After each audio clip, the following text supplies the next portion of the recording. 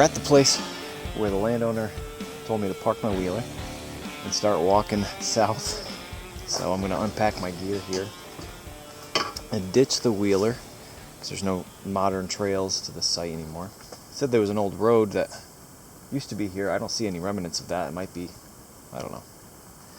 We're winging it a little bit today. Got my metal detector in my bag I made here. And we're going to start bushwhacking. Try not to get lost.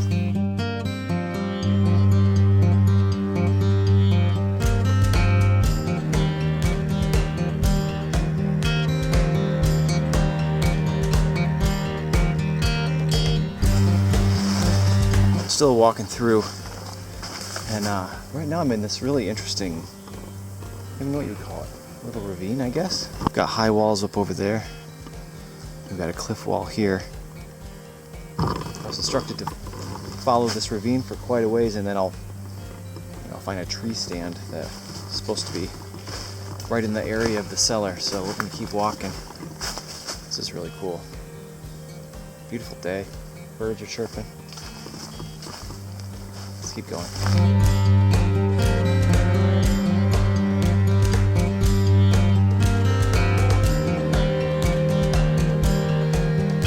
I get asked pretty often in the comments of the videos if I ever get lost.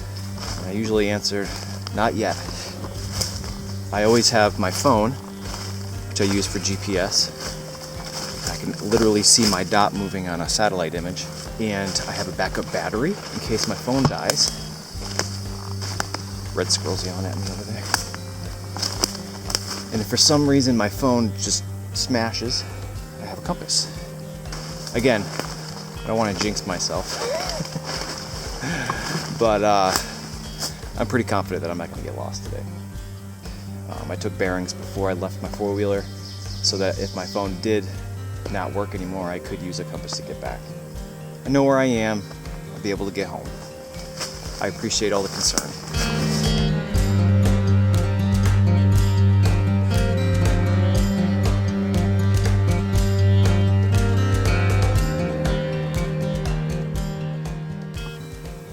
Alright, well, I've just been bushwhacking for, 15 minutes in the general direction that the landowner told me there might be a cellar. It would appear as though we found it. It took me a while because there's no stones. So take a look at this. It's very hard to see. There's a square rim, and then this would have been the entrance into the basement.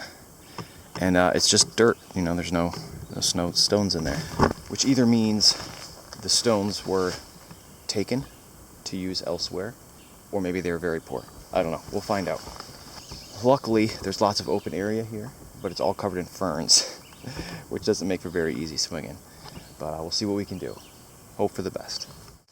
All right, we've got our first real nice target here. 78. Let's see what this is.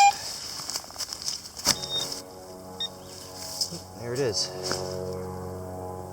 Airplane going overhead here. It's a little brass button. You can see that right there. Oh yeah, look at that.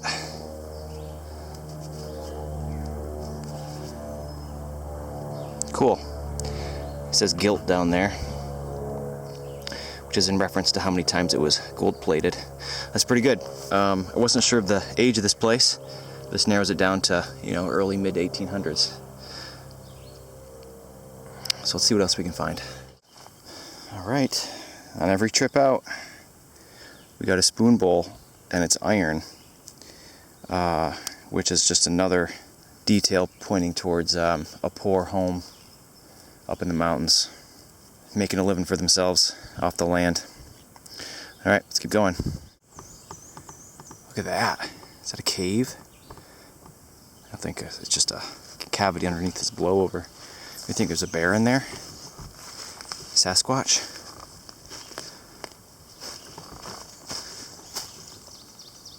No.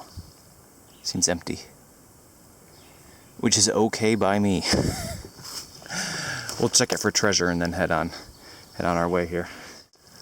Alright, well, it's pretty slim pickings out here, so I'm going to show some stuff that I normally wouldn't. I found a mystery item for folks who love identifying this sort of thing. This appears to be a sheet of brass rolled over on itself with a little lip right here. When I first saw it, I thought maybe it was like a suspenders type deal, but now I'm not sure. Could it just be a piece of brass that was rolled up and discarded? Don't know. Interesting anyways. If anybody has any idea, let me know. Alright, I have a very nice target here. That is a solid 85. As we all know, the higher the number, the more excited I am. 85. Let's see what we have here. Ooh, that looks like a coin, and it looks very thick.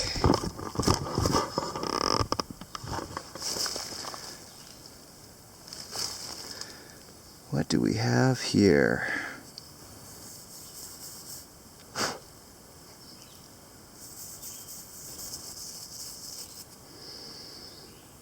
Well, I don't know if you can make that out. That appears to be a left-facing bust on an American large cent. We flip it over, we can see it says 1 cent. Beautiful. I'll throw up the dates on the screen if I'm able to get a date off this, or at least the range that this coin falls in. This is slightly later, slightly newer than I was expecting to find here. Certainly not complaining, but judging from all the things I found here so far, I would have thought that they were a very poor family and would never have dropped one of these. Accidents happen, obviously. We'll see what else we find today. This is slightly surprising. Something to keep in mind is a lot of the people that lived up here in the mountains and were farmers and were living off the land, they didn't have a ton of use for money. You know, they would cultivate whatever they were cultivating and trade it straight for goods in town. So I've been told. This is good news though. Excited. Keep on looking here.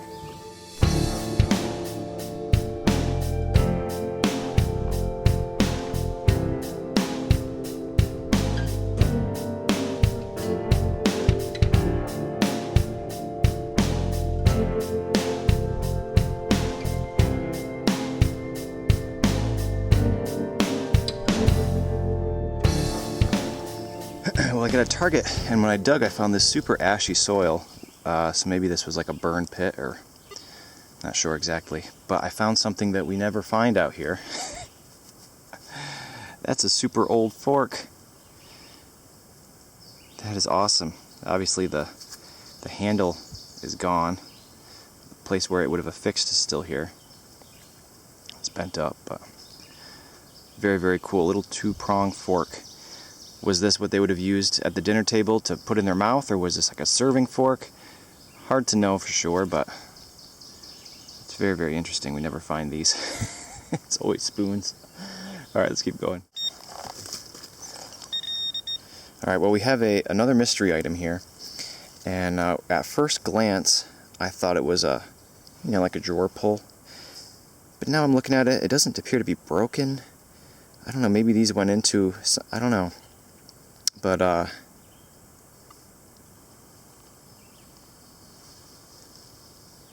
you know what? I think there's writing on the back of that. Hang on a second.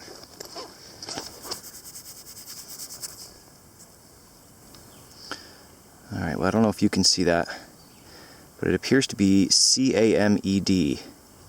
Cammed? I don't know, maybe that's a furniture company. Last name of a craftsman. It's hard to say what it is exactly, but my guess is furniture. It's pretty interesting. Let's keep going.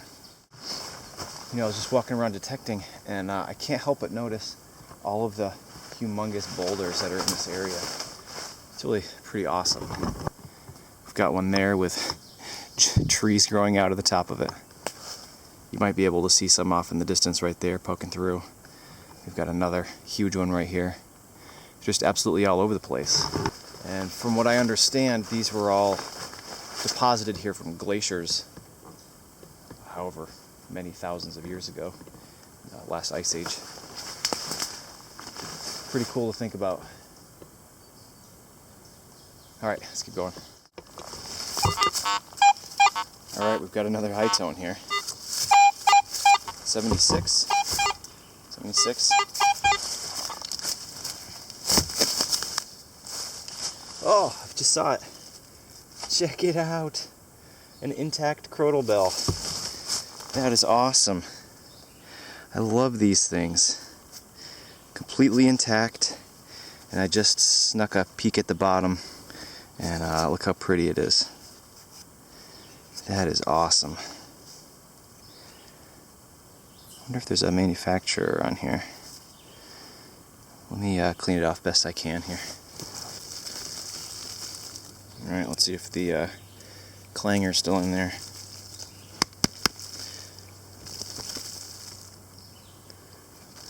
I see it. It's stuck to the edge. There we go. Beautiful. There's a root in there. There's a number 1 on here, but I don't see any manufacturer initials or anything. But it's got the petals on it, which is beautiful.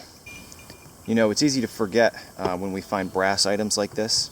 When they come out of the ground, they're green or red. But when this was in use, it would have been beautiful polished gold. If you can imagine. Really, really cool.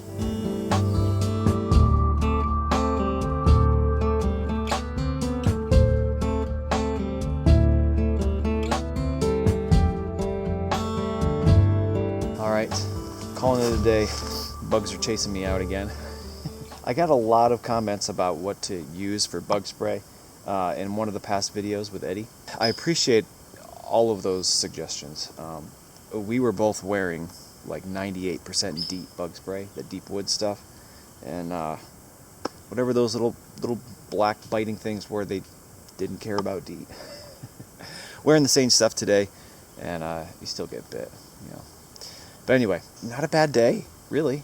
It was a slow start, and the things I was finding was making me believe that it was probably just an incredibly poor home.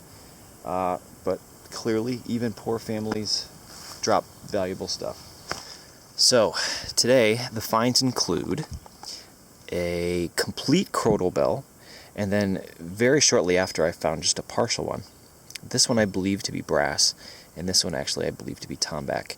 Tombac is way more brittle than brass, and you tend to find them shattered. We found 6 buttons in total. This one I actually spent quite a while cleaning off.